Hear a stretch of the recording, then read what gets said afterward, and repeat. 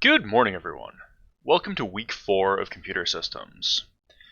Today I want to start off by talking about system calls. If you remember back to the first lecture, I talked about how we were going to be covering two basic things in the interface provided by a computer system to user programs. The first thing was machine instructions. And we've spent some time looking at assembly and which instructions are exposed by the processor and how to access that. But the other side of this is system calls, which are the interface exposed by the operating system to user programs. There are some things that programs are allowed to do directly, like add together two numbers and put the result in a register, or load and store values from memory that has been properly allocated to the program. But any access to shared resources needs to be handled through the operating system in order to allow the system to make guarantees about how those shared resources are going to be used in a way that actually works, rather than allowing a normal user space program to crash the system or resulting in situations where bugs are likely to corrupt things like the hard disk.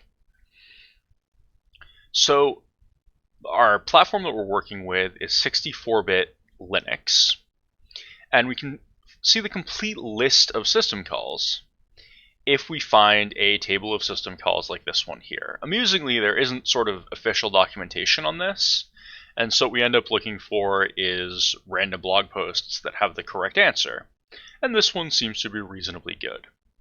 So if we scroll down here, we can see a list of all the system calls that are available on 64-bit Linux. This isn't automatically generated, this is sort of hand curated, so there could conceptually be a couple more that are more recent than this, but we're looking at around 300 different system calls. And the way we actually execute a system call is as follows. We're going to write some assembly code. So in order to execute a system call, we use the syscall instruction. Before we execute the system call instruction, we have to go ahead and pass arguments to the system call. And system calls work a lot like function calls. So if we find a system call that has a reasonably large number of arguments here, we can see the order of arguments to a system call. So it is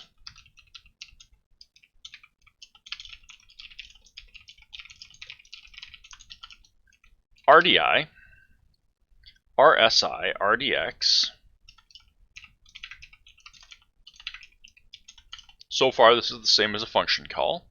Next, we have R10, R8, and R9. In that order. So that's the order of arguments to a system call. The other thing that we need to specify before we make a system call is the system call number.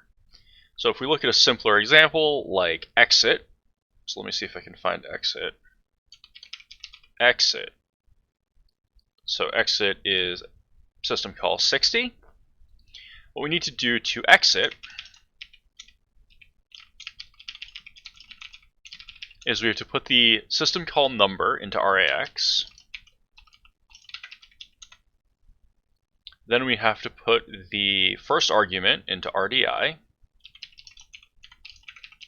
And then we execute the system call instruction. So these are the three instructions that we would execute in order to immediately terminate the program with a return value.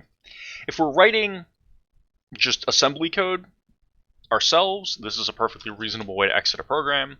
If we're writing C code, C actually does have a little bit of additional abstraction on top of starting and ending processes, and so we probably don't want to do the manual exit system call directly. Instead, we want to use the exit library function, which potentially does some cleanup under certain circumstances. And so that's the better way to do that. But exit is a nice simple example of a system call.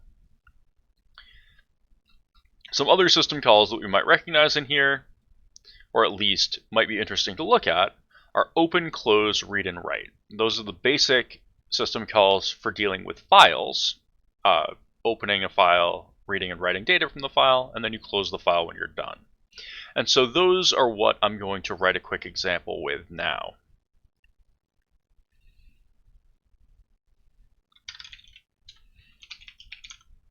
So what the example is going to do is we're going to write a program, and our program is going to read a file called message.txt and count the lines in it. When I say lines, I mean new line characters.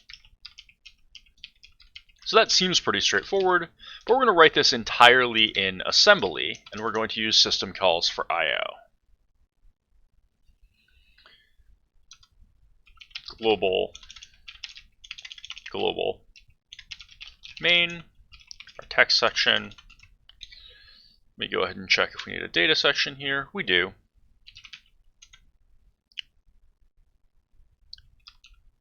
But I'll fill that in when we get to stuff to do.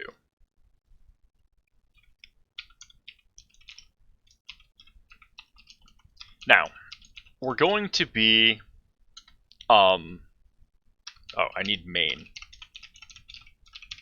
And then leave ret. So in order to look at this file, we're going to open the file and look at the bytes.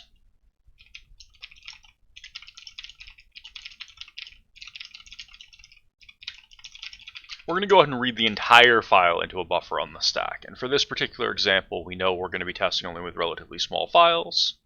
So we're going to go ahead and specify that our,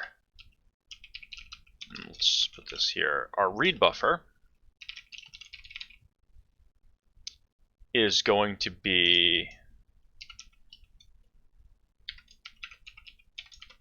at 0 RSP. And we're going to make that 192 bytes.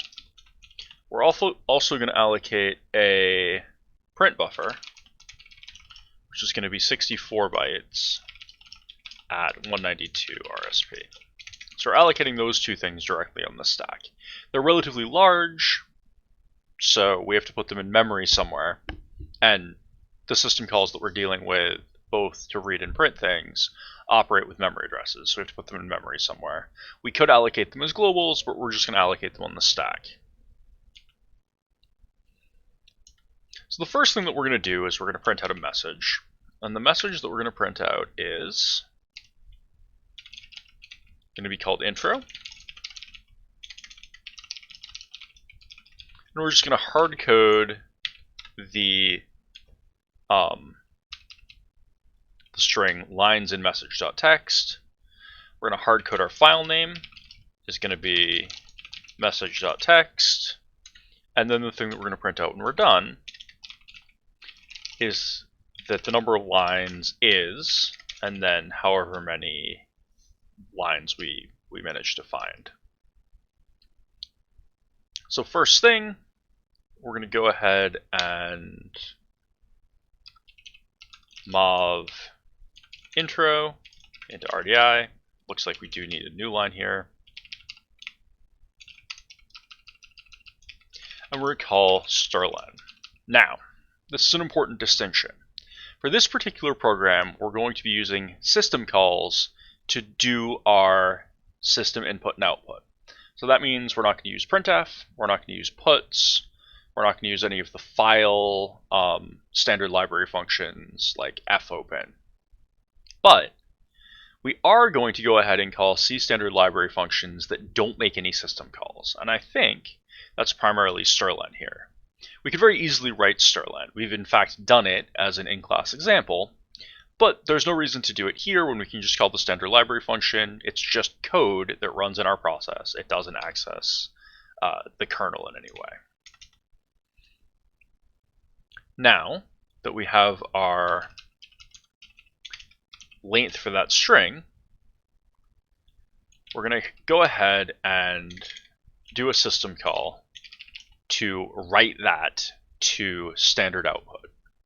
And this raises an important point that I'm going to take a quick break on.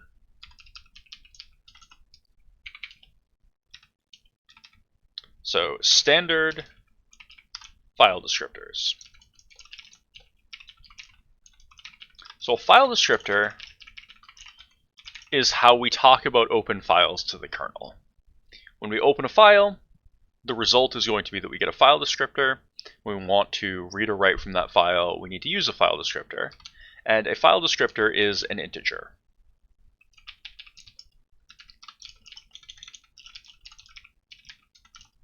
And part of the state of a running process has a file descriptor table.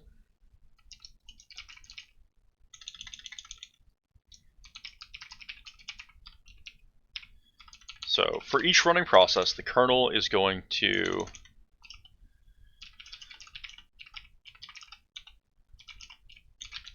manage this file descriptor table. In the file descriptor table is sort of the active information about an open file.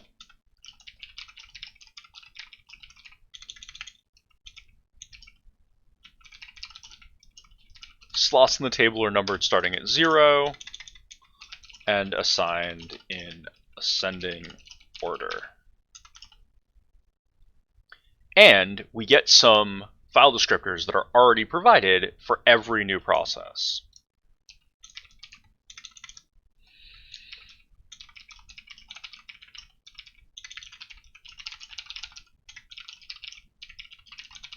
So file descriptor 0 is standard in, and by default, this is going to read key presses from the keyboard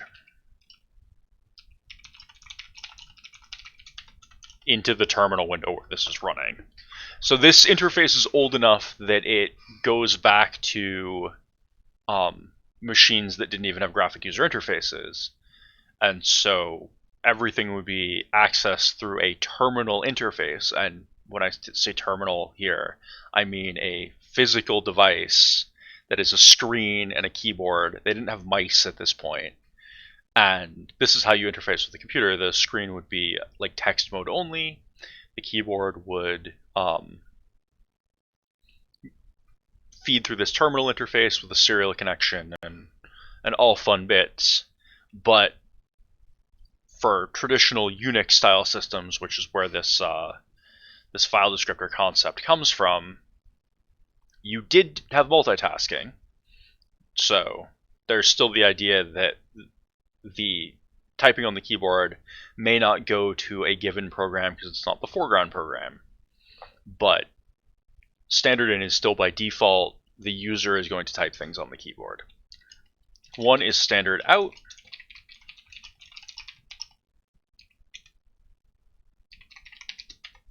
And by default, that's going to get printed to the computer screen.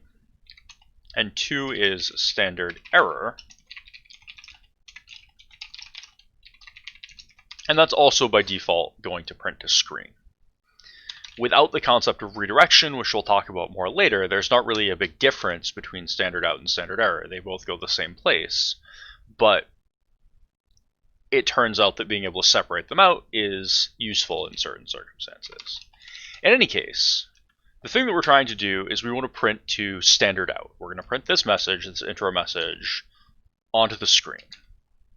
And to do that, we're going to want to specify standard out as our file descriptor. So let's find the right system call. So it's going to take the file descriptor as the first argument. So we're going to mov quick, what was the file descriptor for standard out? 1 to RDI. Then we want to specify the memory address of the buffer. So we're going to mov intro. So this memory address, intro, is what we're going to use as the buffer that we're going to output to RSI. And then the third argument is count. How many bytes do we want? And we got that as a result back from Sterlen. So we're going to mov RAX to our third argument, which is RDX. Now we do the system call, and then we will return from the main function because we've successfully run the thing. And let's go ahead and give this a try. This is sort of a simple program that's going to actually do a system call. no pi o lines dot big S. So that assembles, we run it. It didn't do anything. It did nothing. Why did that do nothing? We saved it. The problem is we didn't specify our system call number. So system call number 1 needs to go into RAX.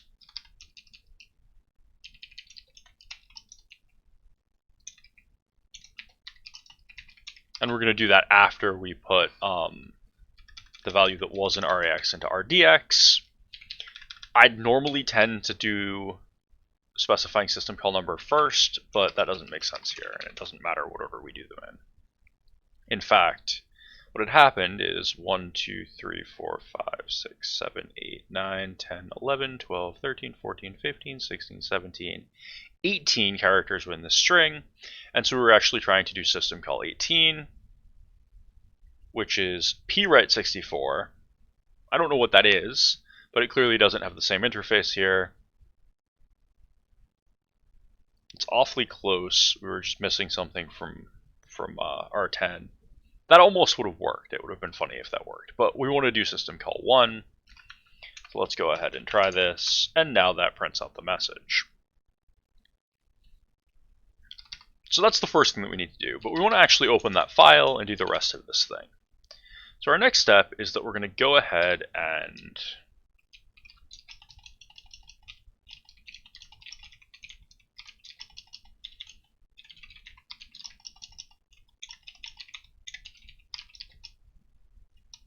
syscall 1 is right. So we want to go ahead and open the file. So we're going to move, we want to do an open system call. To do an open system call, we want 2 in RAX. We want to move the file name into RDI. So that's file RDI. We want to move something into flags and mode. We're opening for reading, so we can actually ignore mode. It doesn't matter what we put in there. And then for flags, in order to figure out what we actually need to put in there, we need to go look at man2open, which is the C wrapper on the system call, and read this. But it turns out that for the simple purpose of opening a file for reading, we can set flags to be 0, and that will work fine. RSI. So then we're going to move, we don't need to do any of those things. We can do syscall. And that should open the file. The result of having opened the file, though, is going to end up in a file descriptor. So at this point we have the file descriptor in RAX. And now we have a slight problem. We're going to want to do some more system calls here, like a read system call.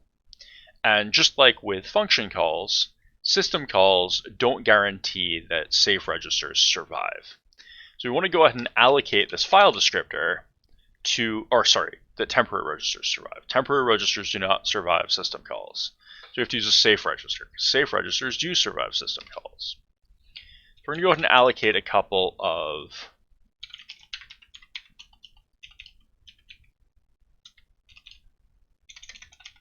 safe registers.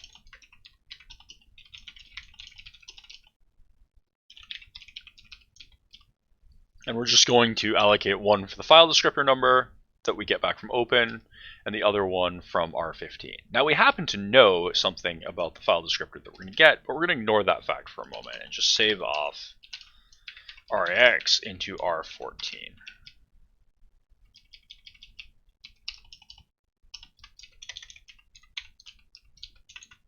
So now that we've successfully opened the file, hopefully we're not actually checking. Open does return an error code of, it returns -1 on error, and then we have to go do a thing.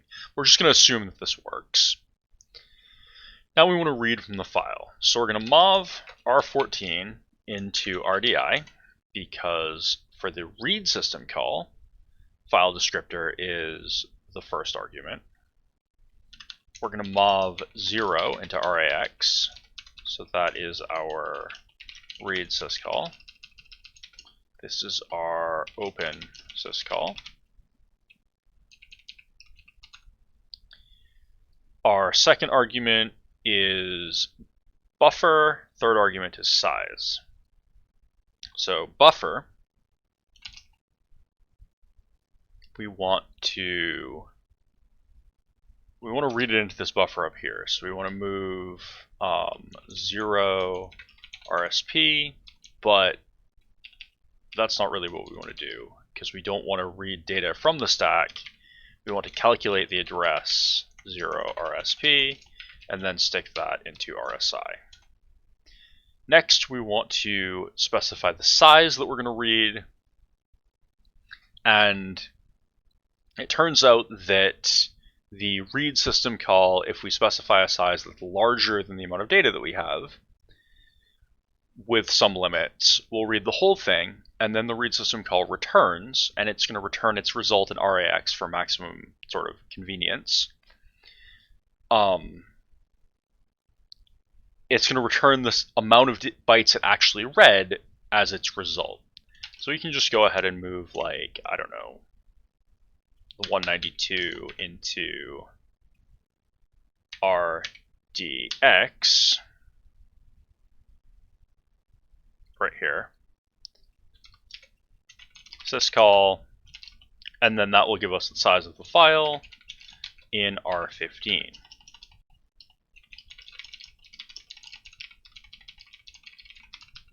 And that'll work as long as the file that we're working with isn't bigger than 192 bytes, which is fine as far as I'm concerned for this particular example. Now, we want to go ahead and do a loop. So I'm going to use RCX as our loop counter just because it's the traditional counter. I'm going to move I'm going to use RDX as our count.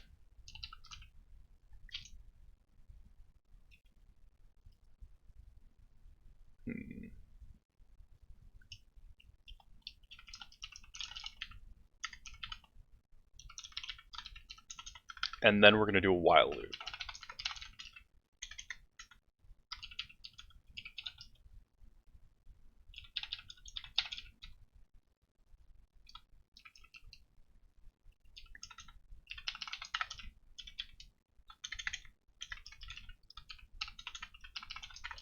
And this while loop is going to look slightly different because it's going to have a if in it, depending on whether we're going to increment the count or not. So if we get to loop next, we're going to inc RCX, then we're going to jump to the loop cond.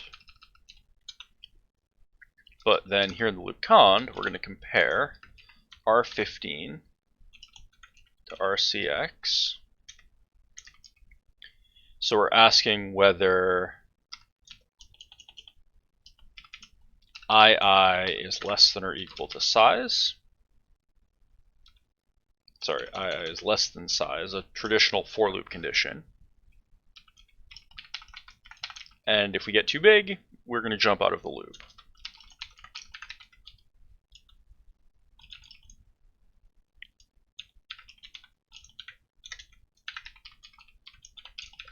So we're going to zero out the RX register just because I'm being paranoid, and then we're going to move 1 byte from the string in the buffer into our AL register. Now we can do a compare of new line to that value in AL, and if we are not equal, then we're going to skip ahead to loop next. Otherwise, we're going to inc RDX, which is our count of new lines. So there's our loop. When we get to loop done, now we have to manage to use a format string without doing a system call. And conveniently for us, there's a function called sprintf,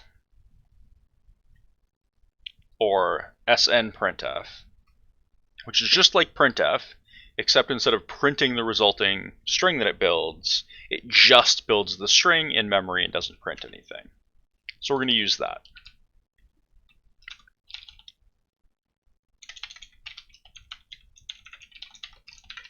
Now sprintf takes a buffer as its first argument, and that is where it's going to put the string that it's building. It requires the user to allocate the memory and pass it a buffer where it can put the result. So we're going to use our print buffer for that, which was up in 192 RSP. And then we are going to mov our format string to our si, which becomes our second argument. Conveniently, the count, or the integer that we want to format, is already in the RDX register, which is the next argument. This is still a variable argument function, so we need to move 0 to AL, and then we can call sprintf. Finally, we can print this out. So mov1 to RDI, lee 192 RSP to our SI, mov RAX to RDX. So that would be the result of sprintf. Sprintf returns the length of the resulting string.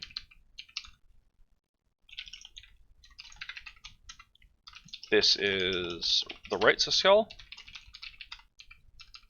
This is standard out. And that's going to print out that thingamadoo. So now let's go ahead and give this a try. Alright, so we compile it. No such instruction syscall. That's probably true.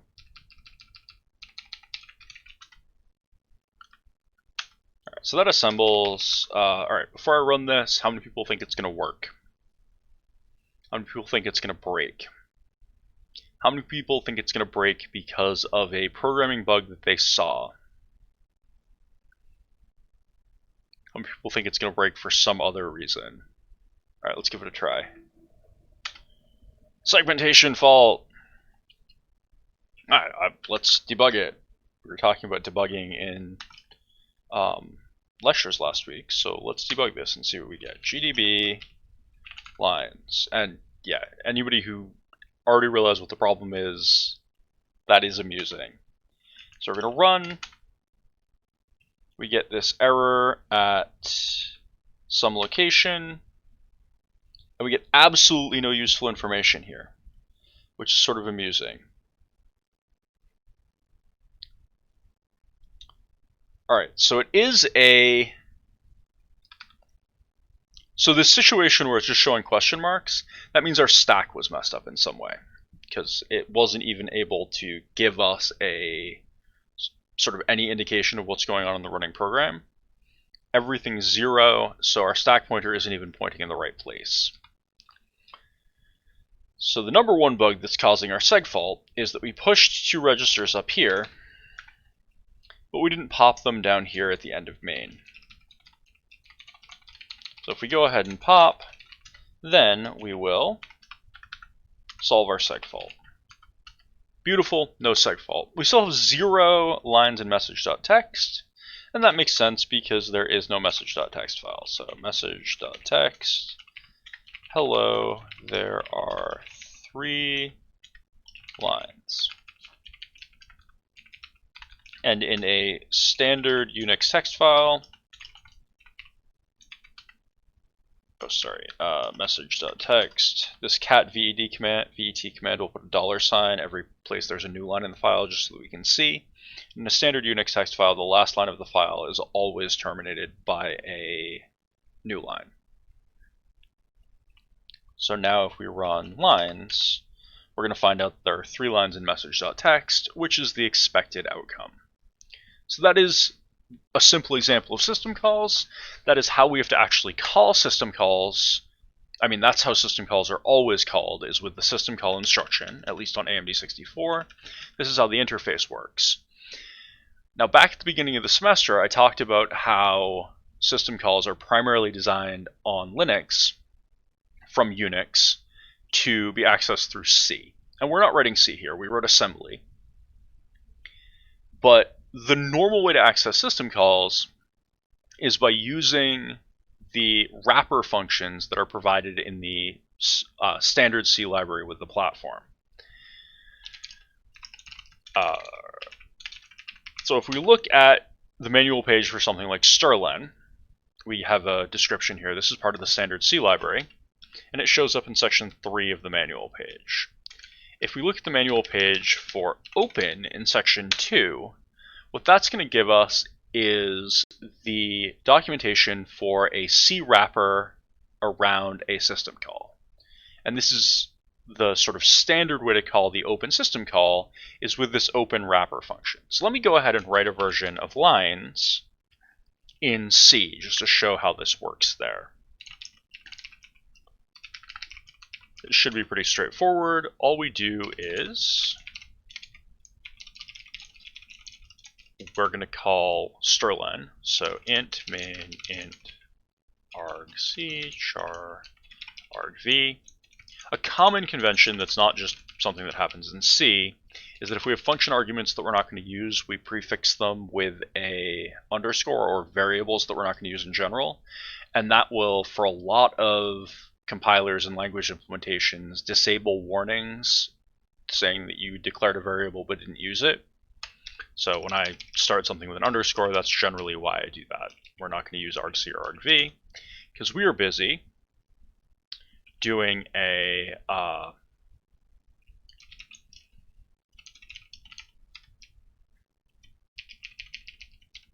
program that's not going to do any of those things. So lines in message.text :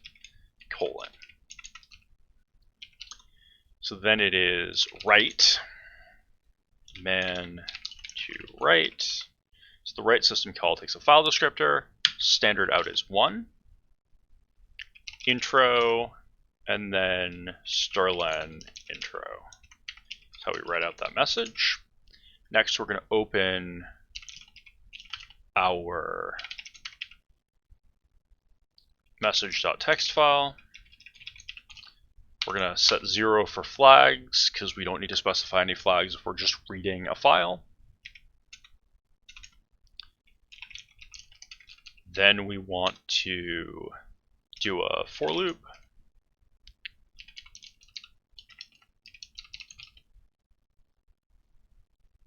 Oh, we read the whole thing into a buffer. So our read buffer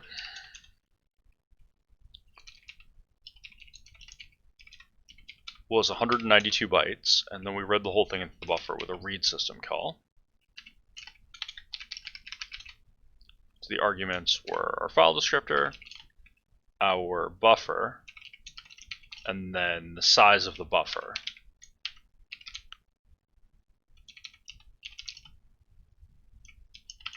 We're going to go ahead and save off the size that we read in the size variable, because that's what read returns. So then we have our for loop.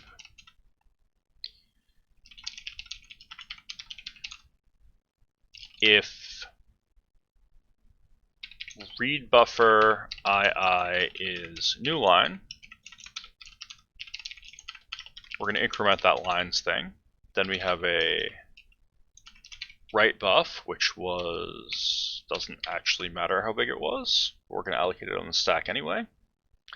And then we're going to do sprintf, passing in the write buffer, passing in a format string, and then passing in our lines variable. And then we want to do another write system call, so write one write buff, and then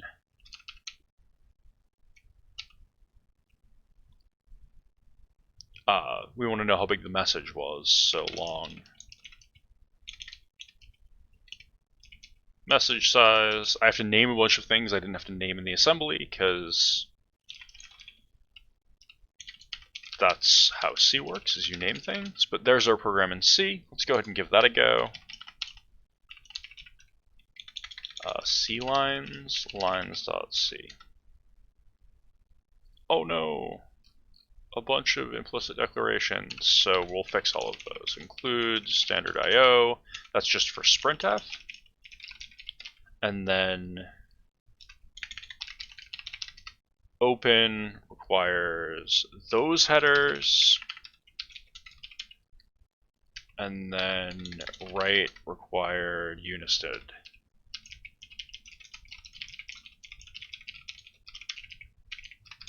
Now it compiled without doing that, but this way it compiles without any warnings. Now we run our clines function and we get that there are 3 lines in message.text, except we forgot our new line. There needed to be a new line right there. There we go, exactly the same output. This is the same program as we just wrote in assembly.